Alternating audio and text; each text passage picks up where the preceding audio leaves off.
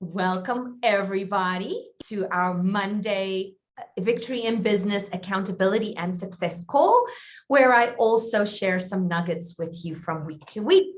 I'm so happy to have you all here joining me on this, I don't know, it's a gloomy Monday here in Colorado. Tommy, I don't know about up by you. Maybe you have some sunshine. We have a big old rainy day. So I love this weather, but it makes me want to curl up and do nothing. However, I'm here doing plenty today. Excited to have all of you here. So for those of you who are new on my call, Craig, you really haven't gone on my call before. I don't remember that you have.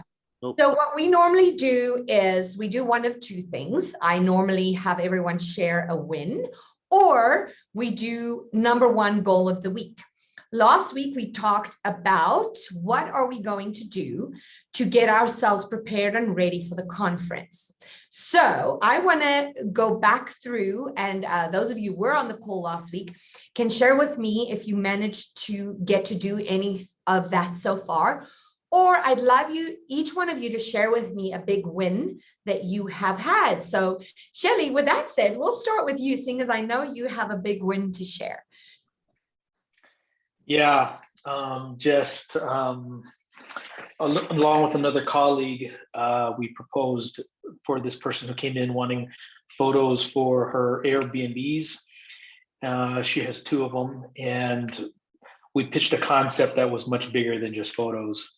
And it'll probably take us a year to do, but again, everything I learned from Achieve was, and I would always get stuck in selling the vehicle, and I would flood them with ideas. And so this time we pitched something big, and I even have something bigger for her, and I shared it with her, and she was in tears. And so it's selling the vision, right? And so that's what I learned at Achieve You, and it was huge. Yay, big win. And so nice to know that the stuff that you've been learning is working, right? And it does work. And actually the conversation I have, the nuggets that I'm going to share with you today actually fits in with that really well. I'm going to talk about making your offer today.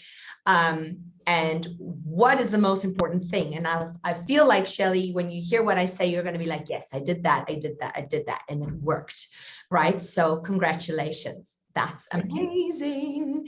All right. Who wants to go next? Big win. Tommy, do you have something to share? Sorry, Craig. Yeah, I'm going to let someone else go. Okay. No, you go. Listen, it doesn't have to be huge. A big win for me is I'm actually when I came out there with you might not know this or not, that was my first live trade show. I had never did a trade show before with a booth and table and giveaways. So I've progressed now. Yeah, see, so I've progressed now. I'm coming back in June, of course, but I also have 2 shows on the books for next week. This week, Wednesday in 2 days, and then this Saturday. I'm big on buy local. I do the whole buy local, or we say buy to local. So we have a local event. We have it every year, and I've always never had a table, but this year I actually got a table. So my big win is I'm actually expanding and now doing trade shows and vendors and supplying myself with giveaways to be able to do that and get that word out even more. So yeah, that's a big win for me. That's amazing, Tommy. And tell me, how do you feel it has helped you grow your business? Do you feel it's beneficial? Obviously, otherwise you wouldn't continue. Yes, yeah. You see, I've been doing what I do for 35 years, and I started my company 10 years ago, and I had been in sales those previous couple. And the first couple of years, I was just doing things, the same way, cold calling, the sales and all that. And what I learned was if I would take a step back and just build relationships, that's where, I'm sorry about my dog. That means someone's at the door, but my daughter's got it.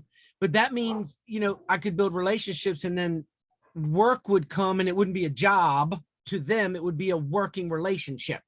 Right. And so doing the trade shows has now opened me up to other people that don't know about that come to the trade shows, whether it's your show or any other that I'm doing, and it puts tangibles in their hand. Because, I have items at the table. So now they can look and touch and feel. And yes, it has definitely helped me to where I do 0 cold calls now. And that was my ultimate goal, was to get to where I could just do trade shows, market, network, join great organizations like Achieve, and not have to cold call. I hate cold calling.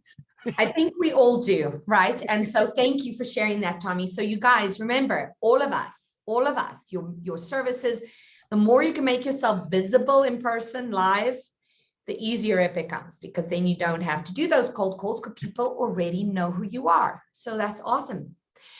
All right, Craig, I know you have some things to share.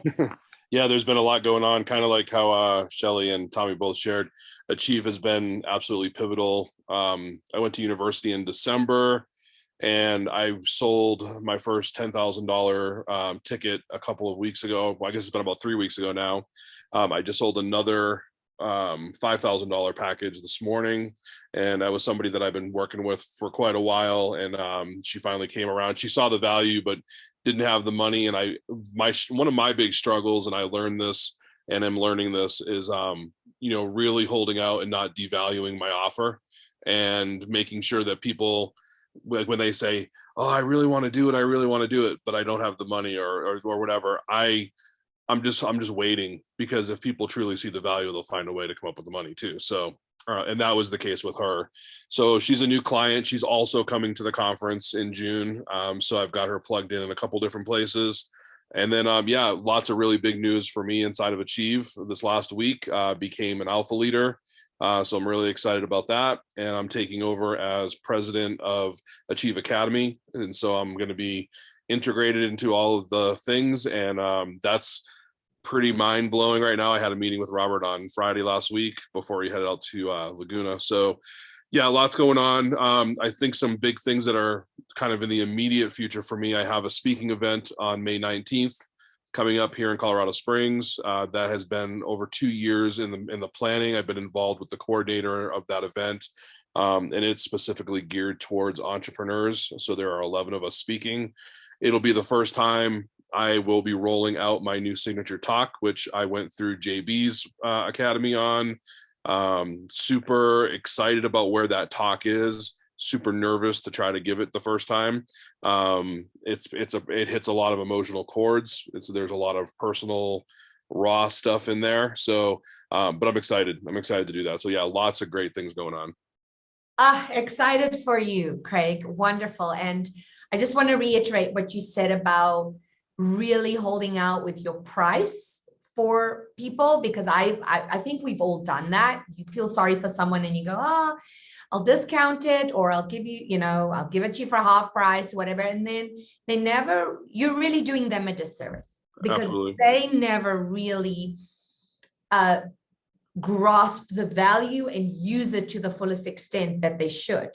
Yep. Yeah. So, and she said a couple of things that really kind of, and maybe these are good nuggets for you guys too. One was, she aspires to do what I'm doing. So that was the first indicator. I'm like, okay, if you're going to aspire to do what I'm doing, I would be teaching you incorrectly if I gouge my own pricing, right? Because when you get to that point, then you'd be inclined to do the same thing. The other thing she said, and I think this is how I really got into through the closing part with her, it wasn't so much, and I got this from Leela, it wasn't so much reducing my price, but meeting people where they're at and finding ways to accommodate their finances without reducing the price. And so, she said to me, yeah, it wouldn't be so hard to swallow if I could just break it up into multiple payments throughout the month. And I said, I can do that. You tell me what works, we'll sign the contract. And within 12 hours, she was a client. So sometimes it's just a matter of, the approach and not so much the dollar amount. Really. And Leela's a master at that. I mean, She, when it comes to dealing with objections, she really, really has it down. I mean, I hired her. Me too. She knew how to do that. And I'm grateful for what I've learned from her. It's been pretty amazing. It's really, like you say, about meeting people at where they are at, not discounting your prices, but finding alternative ways to make it happen for them. And sometimes it means delaying it a little bit. Like, how can we help you raise the money? How can we help you, go sell things or do something? How can we figure out what you need to do to come up with the money? So it's like you say, you're empowering that person in that process and not saying, oh, shame, let me help you. right? So that's really what I love about that whole process. And like you say, if you discounted your prices, what's she going to do when she gets to that point? So Right. very, very well said. Thank you. And congratulations on the Achieve Academy. Thank you. I'm here to support you too. If you need help with that, you know, that used to be my baby. So I know that. I happily pass it off to you. I'm honored to, I don't know if this is the right side of the screen. I'm honored to receive it. Yeah, I'm and excited about moving on. I'm very grateful that you're taking that off my plate. I'm very grateful. I'm It's excited. a wonderful, wonderful opportunity though. Mhm. Absolutely, you're gonna love it. All right, Joy, you want to share some with us? Yeah, well, I had my my first Igniting Wellness chapter this morning. How So did that go? it was, well, only 2 people showed up, but it was fun. That's was- okay. Yeah, and it's over with, and I feel much more confident for the next one. So See, I love that you said that. Here's the thing. It doesn't matter how many people are there. You did it and you cracked that nut, and that whole anxiety thing is now because you're growing, right? And now the people that were there, they can go out and tell everyone else. And as you talk about it, it's going to spread and spread and spread the word. Just do me a favor. Do not quit. Okay. Even if no one shows up, keep going because it's going to happen. I'm not saying it's going to happen. I didn't say that, but it could happen, right? Could happen that you create the event and that day no one shows up. Don't quit. Just keep going because momentum grows by your consistency of keeping it going, keeping it going. mm-hmm. Congratulations. Well, and I think even like the little things of being able, now I have the event made, so I can just copy that in Facebook next time, just replicate and then tighten up a few things where people had miscommunications. And I was like, oh, okay, well, I can clarify that. Right. And week by week or month by month, how you're holding them, you're going to be able to make tweaks all the time. And it's just going to get better and better, easier and easier. The first few is the hardest. You know, you just got to get past those first 3. Take lots of pictures too. Make sure people see what they missed. Yes. Yes. Post the pictures from the events, have people. So guys, I need to start just like put a reminder on my phone to say take pictures because I always forget. That's a good suggestion. Thanks. yes. You know, Joy, the other thing too is, if I can just jump in real quick, Please do. as far as pictures go, you know what it does 2 things. When you invite people, have someone come and say, hey, I need you to take pictures for me, because I always forget. And that'll make sure that they show up, and then you'll have someone else taking pictures for you. It's that, I forget what they call it. It's like, hey, can you bring the ice approach? Because if you ask someone to bring ice to the party and then they don't show up, well, then you have warm drinks. You make them feel important. They have to be there to do something that you've asked them to do. So it's kind of a tactic. Oh, that's a really good idea. Thank you. Right. I'll come and take pictures for you if you want. Delegate. Yes. And yes, thank you, Craig. Thanks for sharing that. That's the truth. People are more likely to show up if they have a role, right? If they have something that makes them feel like they're needed there, they're important there. And then also, as Craig said, having pictures, it entices everyone. Oh my gosh, I missed out on that. I missed out on seeing these people. I missed out being at that event.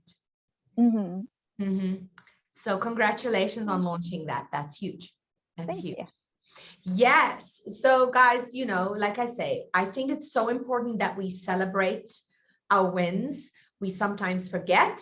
We focus on what we have to do and what we're going to do and the things that we didn't do.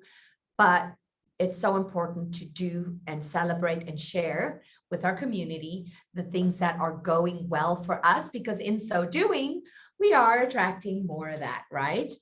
And does anyone have any questions today about anything in your business that you might be stuck on or you need a little help with? Is there anything we can mastermind over for you?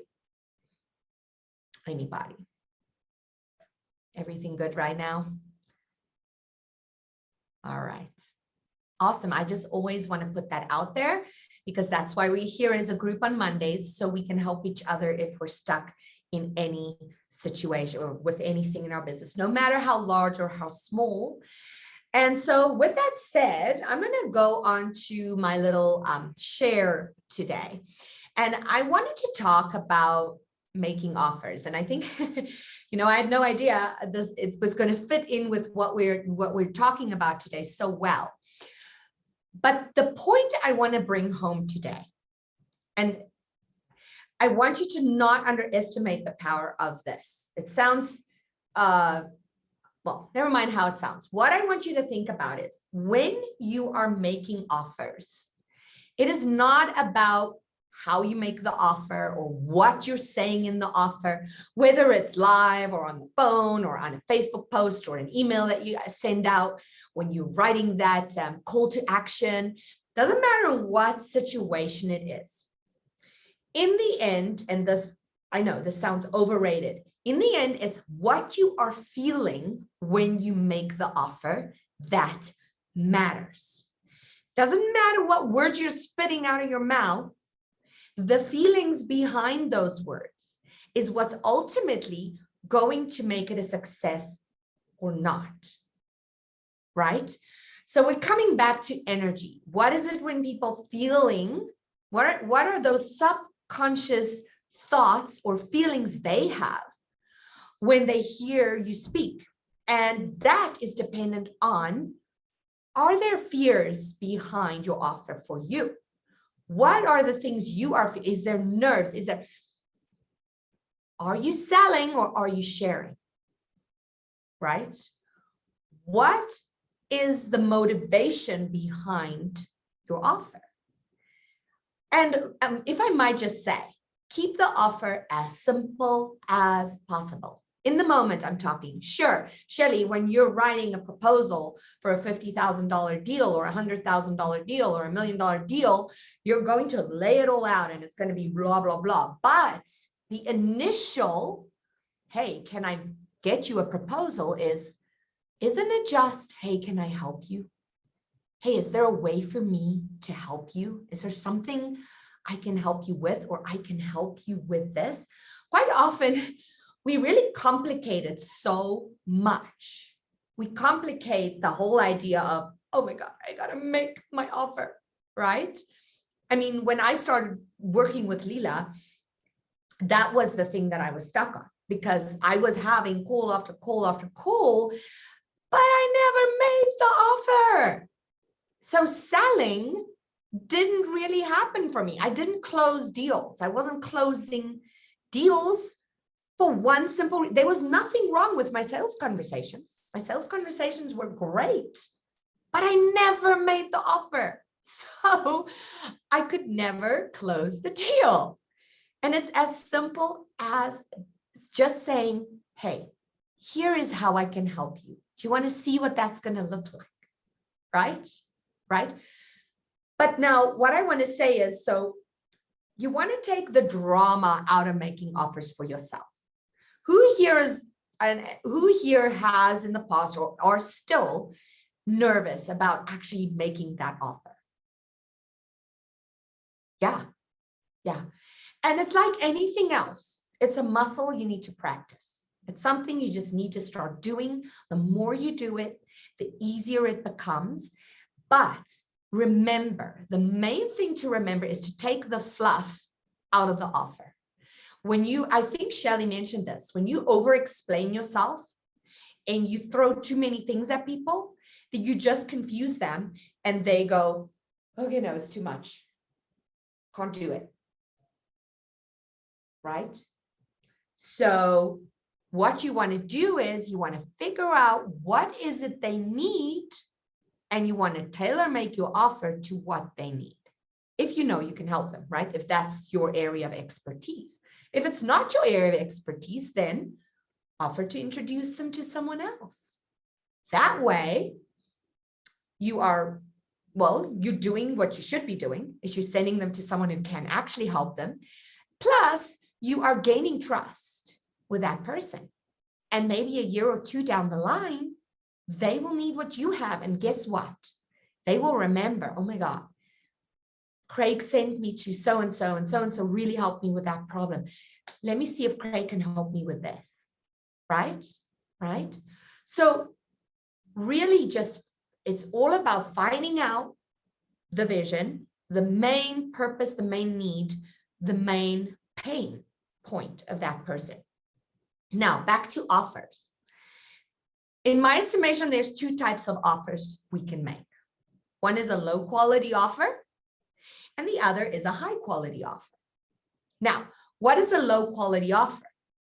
This is the thing you normally see that creates that stigma around selling, right? The low quality offer is when the focus is on selling, or the focus is on getting clients, right?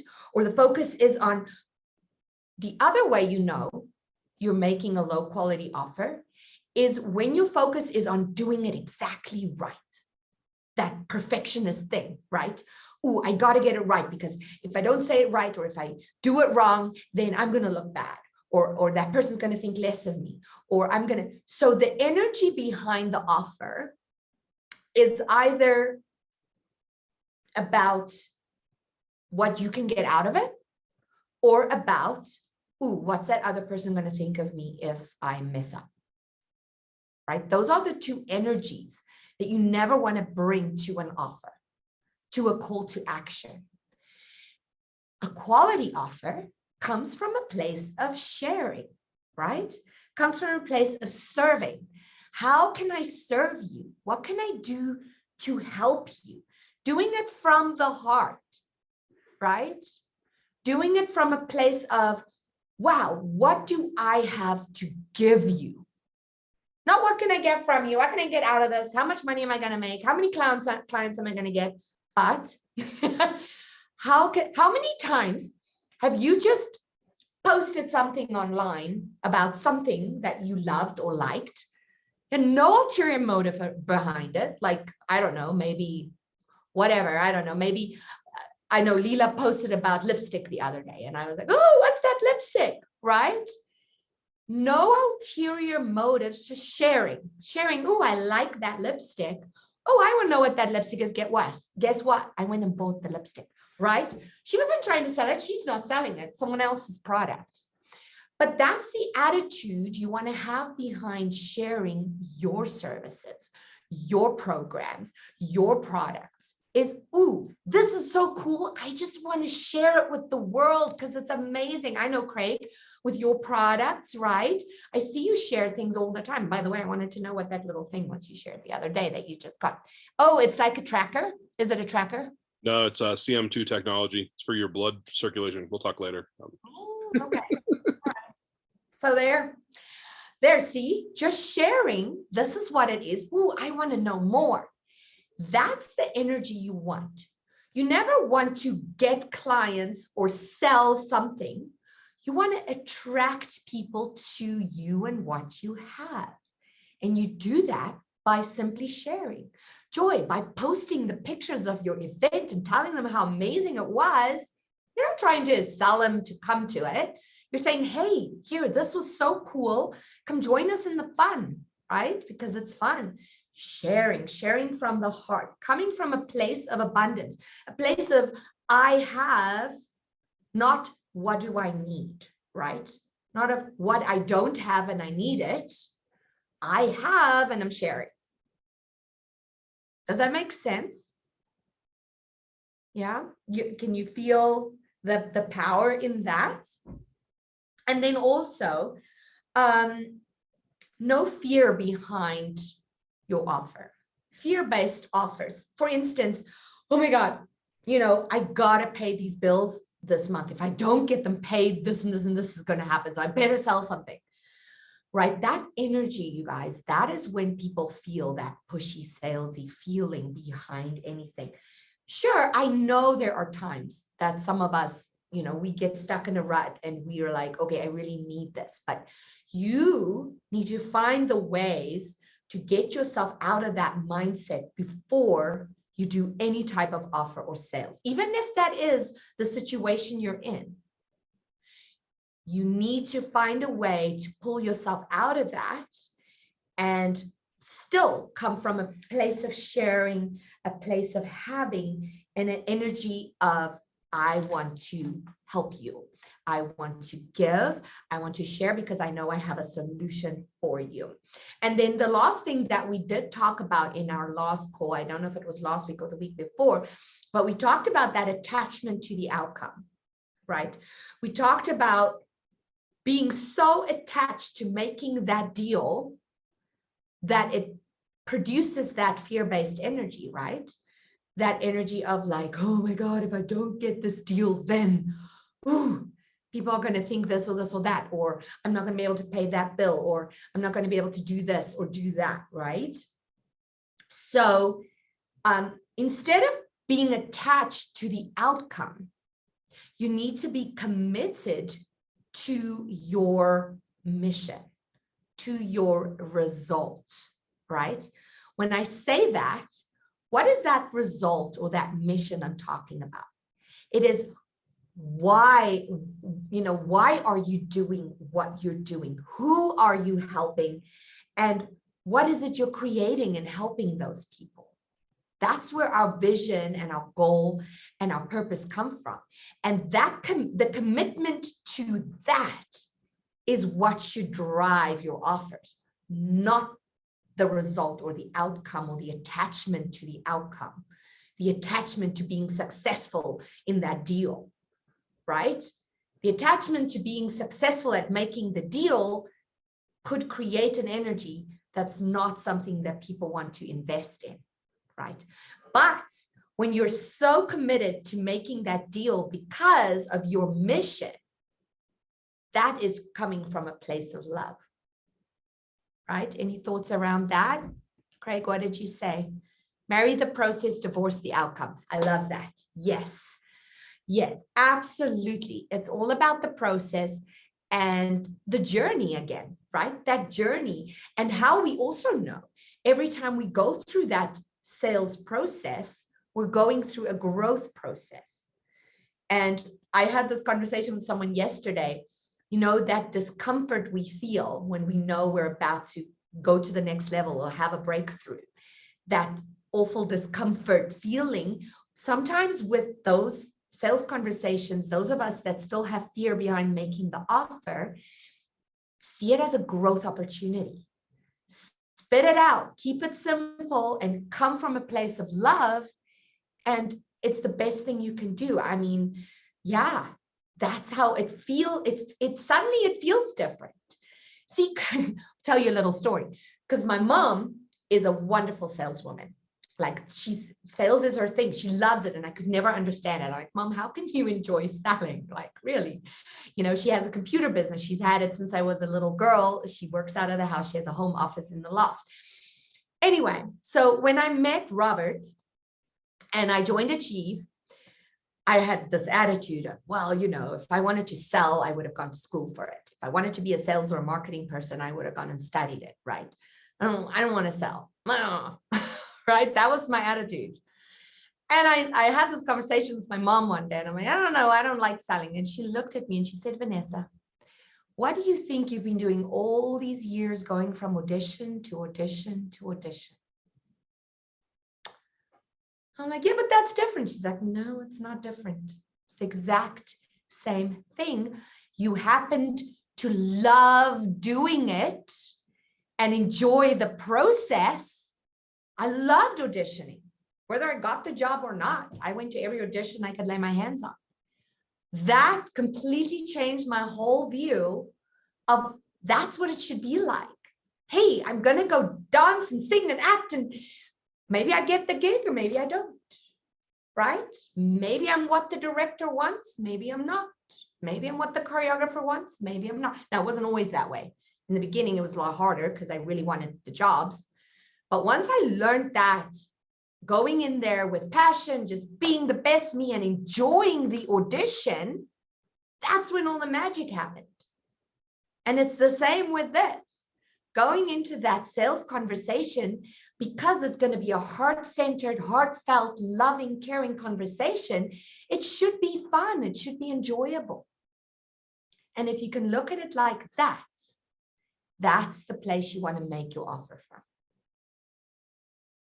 All right, that's it for us time-wise. Any questions I'll end with that. Is there any questions about that, or thoughts or shares about that philosophy, that idea? I'll share some thoughts on what you said. I loved everything you were saying, and I didn't write the note where I chuckled. I chuckled because back what you were saying, it related to my life years ago, and you also mentioned when we're offering something about having the passion or having the love for it, people can feel that.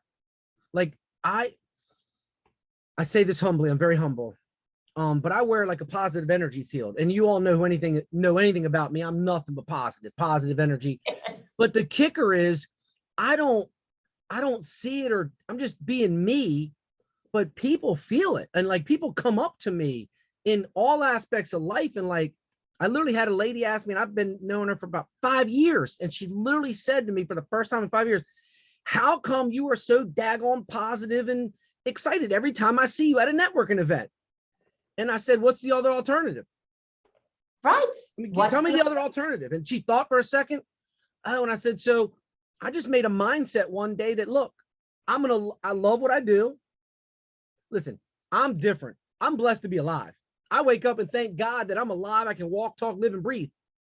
Not everyone does that. And so I just look at life differently, and I'm blessed. And I guess my point is, when you carry yourself like that, people see it and feel it.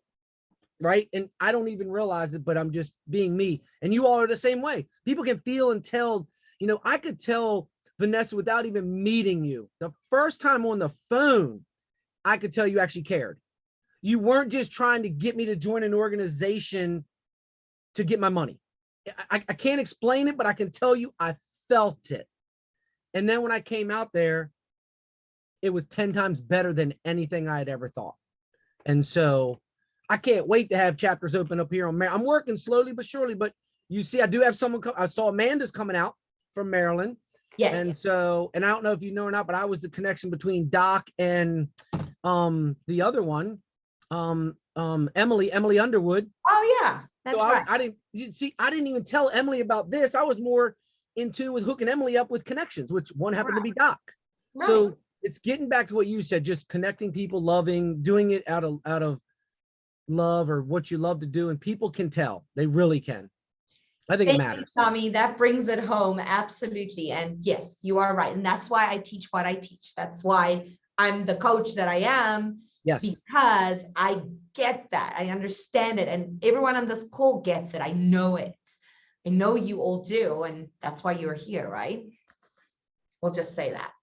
All right, lovelies. I got to go. I have another training to do. So love you all. Thanks for being here. And I'll see you next week. Same time, same place. Thank All you. right, See you all later. you. Thanks. Bye. Bye.